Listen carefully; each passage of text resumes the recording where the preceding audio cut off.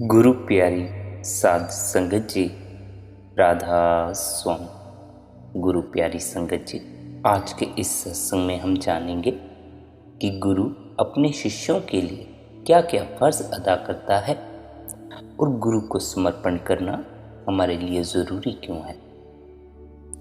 यदि हम पूरी तरह समर्पण में उतर जाएं, तो परमात्मा हमारे बिल्कुल पास है। तो वह शांति, वह सुख जिसकी खोज हम कर रहे हैं, वह हमारे हाथों में ही है। इसलिए आज का यह सत्संग बड़ा ही महत्वपूर्ण सत्संग है और यह बड़ा ही आनंदपूर्ण सत्संग है। आज के इस सत्संग को उतना ही प्रेम दीजिए जितना आपने पिछले सत्संगों को दिया है। सबसे पहले हम जानेंगे कि सद्गुरु क्या क्या फर्ज अदा करता है। वैसे तो इस संसार में सद्गुरु की कई जिम्मेदारियां हैं, परंतु हम उनमें से केवल कुछ की ही बात करेंगे, जिनके जरिए हमें सद्गुरु और आत्मा के बीच निर्मित होने वाले संबंध का पता चले और जो संसार के प्रति सद्गुरु अपनी जिम्मेदारियां अदा करता है, उसका हम बयान नहीं कर सकते। वह सद्गुरु की अपनी मौज है। सद्गुरु हमारे लिए कितना कुछ करता है, हम उसका बयान नहीं कर सकते। केवल और केवल उसके प्रति, उस गुरु के प्रति शुक्रगुजार हो सकते हैं।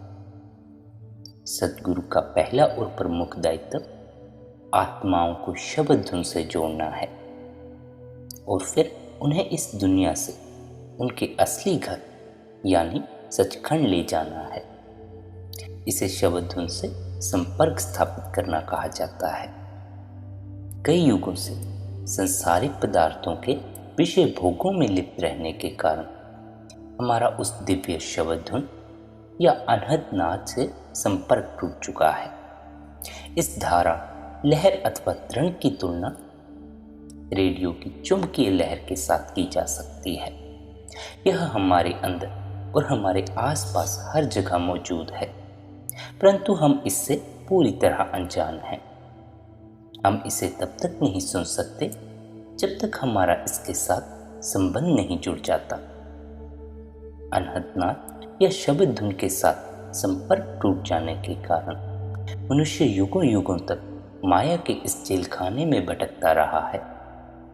कोई मनुष्य सद्गुरु की सहायता के बिना इसके साथ सिर्फ संपर्क स्थापित नहीं कर सकता।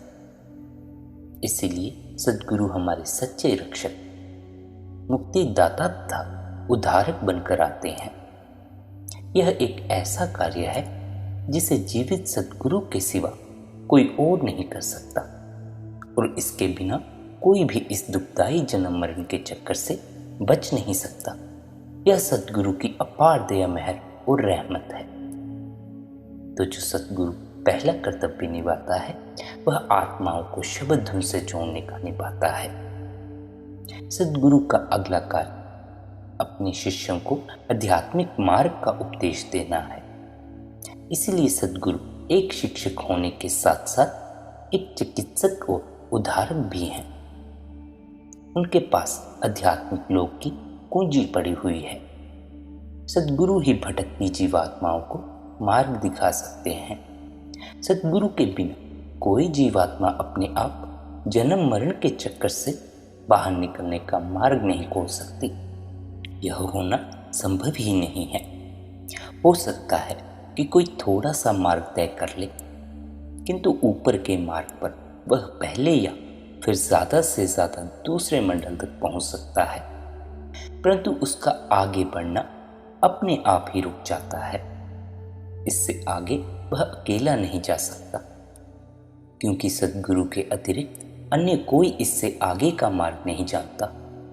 यदि कोई इस मार्ग पर आगे बढ़ना चाहता है, तो इसके लिए सद्गुरु के उपदेश और व्यक्तिगत रूप से उनकी सहायता दोनों की बड़ी आवश्यकता है। सद्गुरु का एक अन्य कार्य शिक्षक के रूप में है, परंतु हमें हमेशा याद रखना चाहिए कि उनका सबसे महत्वपूर्ण कार्य रक्षक और मुक्तिदाता के रूप में है।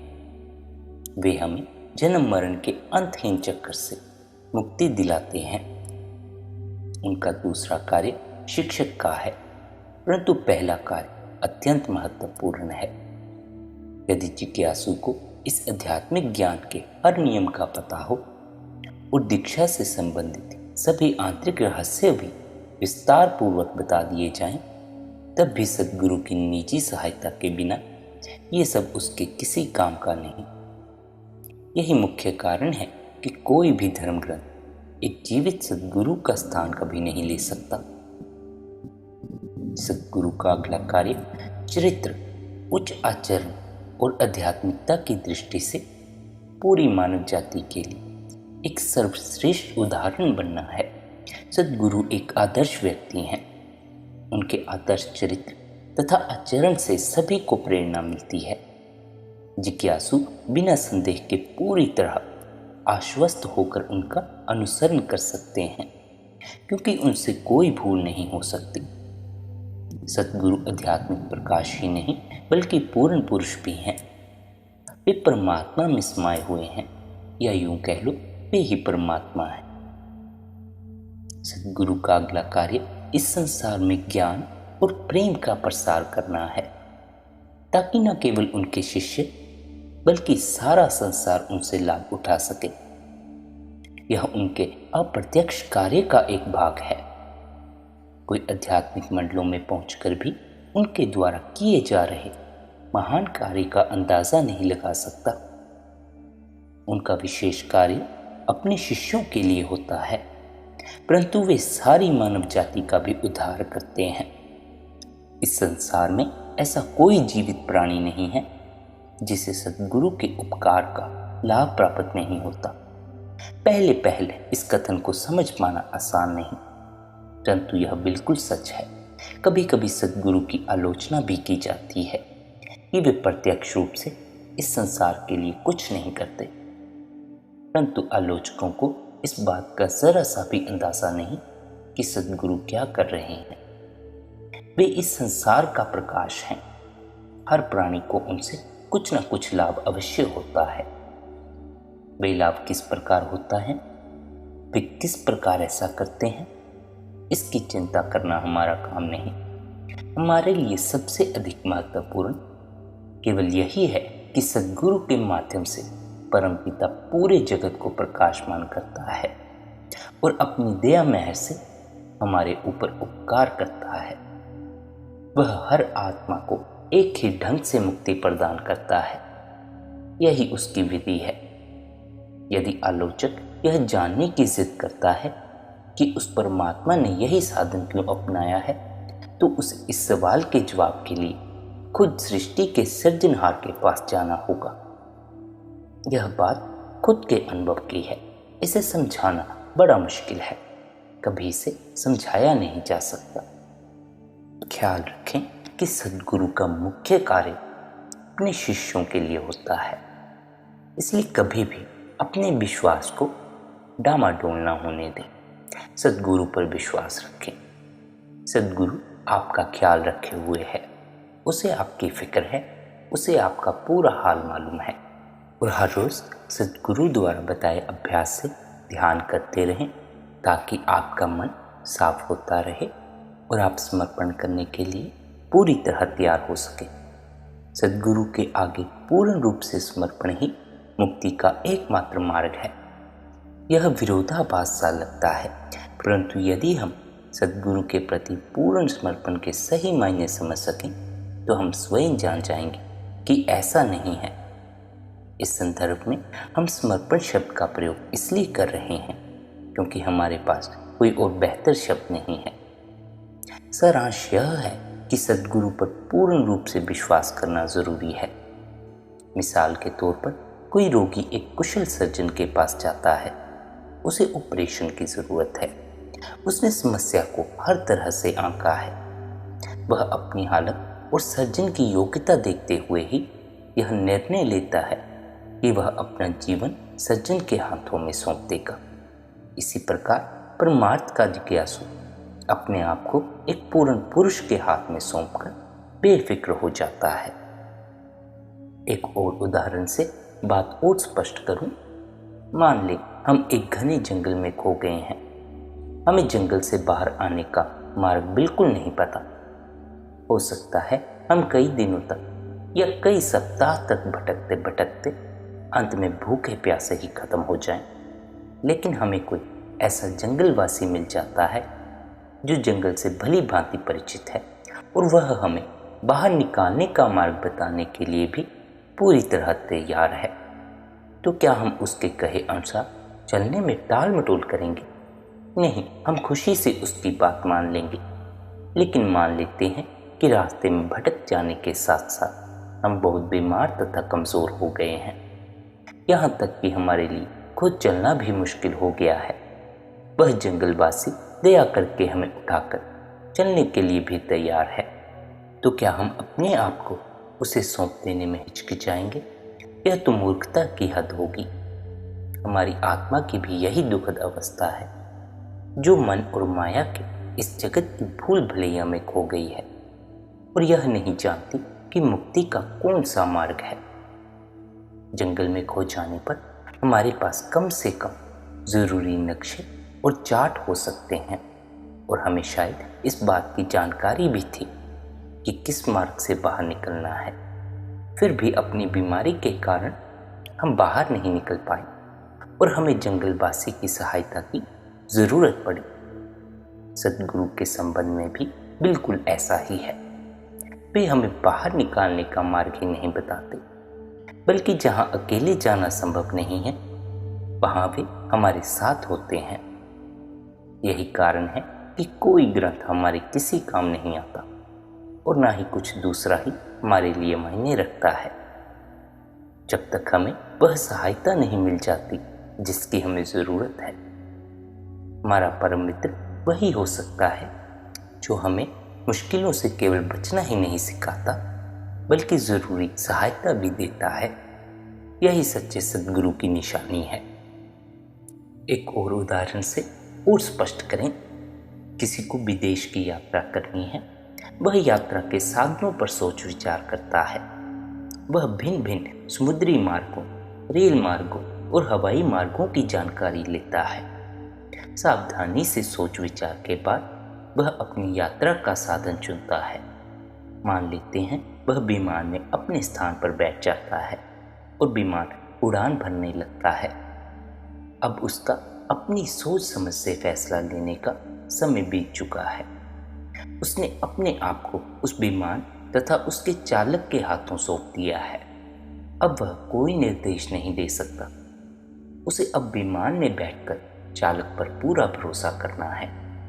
अपनी यात्रा के आखिरी मुकाम तक सुरक्षित पहुंचने के लिए वह चालक की कुशलता और विमान पर निर्भर है। उसका फैसला लेने का समय अब समाप्त हो चुका है। इस प्रकार उसकी यात्रा पूरी हो जाती है। इसी तरह जो इंसान आंतरिक मंडलों की यात्रा करना चाहता है और इस अंधकार और दुखों से भरे संसार से छुटकारा पाना चाहता है, उसे ऐसी ही स्थिति का सामना करना पड़ता है। वह सद्गुरु का चुनाव करने में अपनी पूरी तर्क शक्ति का प्रयोग कर सकता है और पूरी तरह से अपनी बुद्धि और विवेक का इस्तेमाल कर सकता है। परंतु सद्गुरु धारण करने के बाद उसे सब कुछ सद्गुरु पर छोड़ देना चाहिए। जिन बातों के बारे में वह पूरी तरह अनजान है, सद्गुरु उनमें पूर्ण रूप से दक्ष है। जब कभी वह यात्रा करना चाहेगा, उसे केवल सद्गुरु पर भरोसा और विश्वास करना होगा। अपनी इच्छा का समर्पण केवल एक हौवा है। यह अहंकार की चीख पुकार है, एक व्यर्थ चेतावनी है। इसका कोई महत्व नहीं। असल में हम सद्गुरु को ऐसा कुछ नहीं सौंपते जो हमें संभाल कर रखना चाहिए। इसका अर्थ तो हमें अपने आध्यात्मिक हित को योग्य हाथों में सौंप देना है। जिस मार्ग से हम पूरी तरह अनजान हैं, उस पर चलने के लिए सद्गुरु हमारी सहायता और मार्गदर्शन करते हैं। यदि हमारा मित्र हमें घने जंगल से बचाना चाहता है, परंतु हम उसकी बातों पर ऐतराज जाहिर करते हैं, तो हम बाहर कैसे आ सकते हैं? वह इंसान विमान से यात्रा कैसे कर सकता है जो विमान चलाने के विषय में कुछ न जानते हुए भी खुद विमान चलाने की जिद कर रहा है? यदि डॉक्टर किसी बीमारी का इलाज करने के लिए तैयार है, पर वह बीमार कहता है, मैं किसी और से दवा नहीं लूंगा, मैं खुद ही अपना डॉक्टर या सर्जन बन जाऊंगा, तो अहंकारवश ऐसा दावा करना न केवल मूर्खता है बल्कि आत्महत्या करने के समान है। यह जाना माना सत्य है कि कोई सच्चा सद्गुरु जिज्ञासु को किसी बात के लिए मजबूर नहीं करता। सभी सद्गुरुओं का यही नियम है कि वे अपने शिष्यों की आज़ादी पर रोक नहीं लगाते, इस बारे में बहुत सतर्क रहते हैं। वे किसी पर अधिकार नहीं जमाते, वे शायद ही कभी कोई आदेश देते हों, केवल सुझाव देते हैं। सद्गुरु के प्रति पूर्ण समर्पण का अर्थ है शिष्य द्वारा पूर्ण विश्वास और अपार प्रेम के साथ सद्गुरु का अनुसरण करना। यही सारांश है। सद्गुरु के प्रति पूर्ण समर्पण से जीव को सब कुछ मिल जाता है, जिसका अंत पूर्ण मुक्ति है। एक सूफी संत ने बड़े सुंदर ढंग से कहा है, जो तुम्हारे पास है वह सब हमें दे दो और हम तुम्हें वह सब दे देंगे जो हमारे पास है। सद्गुरु को सब सौंपकर हम सब कुछ पा लेते हैं। यदि आपको सद्गुरु की पहचान करनी हो तो आप इन लक्षणों के जरिए सद्गुरु की पहचान भी कर सकते हैं। सबसे अत्यंत ध्यान देने योग्य बात है कि सच्चे सद्गुरु जीव की जो भी सेवा सहायता करते हैं उसके बदले में कोई कीमत नहीं लेते। वे किसी भी रूप में धन स्वीकार नहीं करते और ना ही अपने उपदेश के बदले कोई सांसारिक वस्तु लेते हैं। सद्गुरु का यह विश्वव्यापी नियम है। जो भी सच्चा सद्गुरु होता है वह ऐसा ही होता है। परंतु हैरानी की बात है, आजकल आध्यात्मिक उपदेश के लिए बहुत सा धन लिया जा रहा है। सद्गुरु हमेशा आत्मनिर्भर होते हैं। वे कभी अपने शिष्यों या जनता के दान पर निर्भर नहीं होते। सद्गुरु कभी अपने सद्गुरु पद या आध्यात्मिक शक्ति और उपलब्धियों का बखान नहीं करते। यदि कोई व्यक्ति आध्यात्मिक विकास में सर्वोच्च स्थान प्राप्त करने का दावा करता है तो उसका यह दावा इसी बात का सबूत है कि उसने कुछ भी हासिल नहीं किया। सद्गुरु बड़े विनम्र होते हैं, परंतु अपनी विनम्रता का प्रदर्शन कभी नहीं करते और ना ही लोगों का ध्यान खींचने के लिए इसका दिखावा करते हैं। सद्गुरु किसी के व्यवहार की शिकायत कभी नहीं करते। यहाँ तक कि यदि हम उन्हें बुरा भला कहें तो भी वे कभी गुस्से में आकर उत्तर नहीं देते और ना ही बाद में कभी कुछ कहते हैं।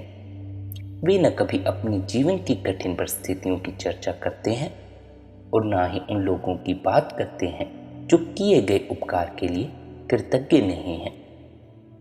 चाहे कितनी ही भड़काने वाली बात क्यों ना हो, सद्गुरु कभी किसी के सामने या पीठ पीछे दोष नहीं निकालते और ना ही किसी को दोषी ठहराते हैं। वे कभी किसी को अपशब्द नहीं कहते, ना ही कभी किसी को उनकी कमजोरियों के बारे में बताते हैं। सच्चा सद्गुरु अवगुणों के विषय में मौन ही रहता है। वे अच्छे गुणों को बढ़ावा देते हैं। अवगुणों का जिक्र केवल प्रश्नों का उत्तर देते हुए या कोई जरूरी चेतावनी देते समय करते हैं। सद्गुरु कभी किसी को सजा नहीं देते, यहाँ तक कि अपने घोर शत्रुओं या जिन्होंने उनके साथ दुर्व्यवहार किया हो उन्हें भी सजा नहीं देते। वे बुराई करने वालों को सजा देने का काम काल पर ही छोड़ देते हैं, जिसका कार्य न्याय करना है। उनका जीवन प्रेम के नियमों पर आधारित है। वे बिना कुछ मांगे उसी प्रकार सभी को अपना प्रकाश तथा प्रेम देते हैं, जिस प्रकार सूर्य अपना प्रकाश तथा गर्मी सबको एक समान देता है। सद्गुरु कभी हठ योग की क्रियाओं का समर्थन नहीं करते। यह एक सबसे विशेष बात है जो उन्हें योगियों से अलग करती है। वे इस बात पर बल देते हैं कि प्रत्येक व्यक्ति को अपने शारीरिक, मानसिक और आत्मिक स्वास्थ्य की ओर ध्यान देना चाहिए। उनके अनुसार शरीर को साफ सुथरा, स्वस्थ तथा बलवान रखना हमारा पहला कर्तव्य है। वे न बहुत अधिक खाना उचित समझते हैं और ना ही किसी ऐसे खाने पीने वाली वस्तु के प्रयोग की आज्ञा देते हैं जो स्वास्थ्य की दृष्टि से अच्छी ना हो। वे कहते हैं कि थोड़ी देर के आनंद के लिए शरीर को विषय भोगों का साधन नहीं बनाना चाहिए। यदि कोई अपने शरीर को स्वयं कष्ट दे रहा है या विषय भोगों में लीन है तो वह सद्गुरु नहीं हो सकता। कुछ योगी शरीर को कष्ट देकर मन पर नियंत्रण करने की कोशिश करते हैं, परंतु यह एक व्यर्थ प्रयास है। मन को इस प्रकार कभी वश में नहीं किया जा सकता। सद्गुरु अपनी जीविका के लिए कभी हाथ नहीं फैलाते। वे हमेशा आत्मनिर्भर होते हैं। सद्गुरु तो दाता होता है, याचक कभी नहीं होता। वे अपने शिष्यों को बेकार बैठने और भीख मांगकर जीविका चलाने की आज्ञा नहीं देते। इसलिए जब हम किसी को अपनी जीविका के लिए भीख मांगते या अपनी आध्यात्मिक शिक्षा के लिए धन लेते हुए देखें तो हमें समझ लेना चाहिए कि वह सच्चा सद्गुरु नहीं है। यहाँ तक कि वह किसी सद्गुरु का शिष्य भी नहीं हो सकता। सच्चे सद्गुरु चमत्कार द्वारा लोगों का ध्यान आकर्षित नहीं करते। वे किसी विशेष कारण से चमत्कार कर सकते हैं, परंतु उसे भी लोगों से गुप्त ही रखते हैं। सच्चे संतों का यह अटल नियम है कि वे शिष्य इकट्ठे करने के लिए किसी प्रकार का चमत्कार नहीं करते। योगी प्राय चमत्कार करते हैं, जैसे बीमारियों को ठीक करना, परंतु सच्चे सद्गुरु कभी ऐसा नहीं करते, सिवाय किसी विशेष अवसर पर और किसी बेहद जरूरी कारण के अलावा। सभी सच्चे सद्गुरु शब्द धुन या अनहद नाद का उपदेश देते हैं और इसी का अभ्यास स्वयं भी करते हैं। शब्द धुन ही उनके सत्संग और अभ्यास की विधि का सारांश है। यह शब्द धुन, यह अनहद नाद संपूर्ण सृष्टि का आधार है। यह सद्गुरु के जीवन का, उनकी दिनचर्या का मुख्य अंग है। यही वह उच्च कोटि का सार है जिसके बारे में सद्गुरु हर समय बात करते हैं। यदि कोई व्यक्ति शब्द धुन या अनहद नाद का प्रचार और अभ्यास करता है तो यह उसके सद्गुरु होने का सबूत हो सकता है, परंतु इस सबूत को ही अंतिम नहीं माना जा सकता। इसके विपरीत यदि कोई व्यक्ति न इसका प्रचार करता है, न अभ्यास और न ही अपने प्रवचनों में इसका वर्णन करता है, तो यही एकमात्र पक्का सबूत है कि वह सच्चा सद्गुरु नहीं है। शब्द अभ्यास सभी संतों का विश्वव्यापी उपदेश होता है। जो लोग सद्गुरु होने का ढोंग करते हैं या जो विधियां हमें उच्च मंडलों के मार्गदर्शन का विश्वास दिलाती हैं, उन सब के लिए शब्द धुन या अनहद नाद मुख्य कसौटी समझे। यदि अनहद नाद उनकी पत्ती का सार नहीं है तो समझे उनके पास कोई रूहानियत नहीं है।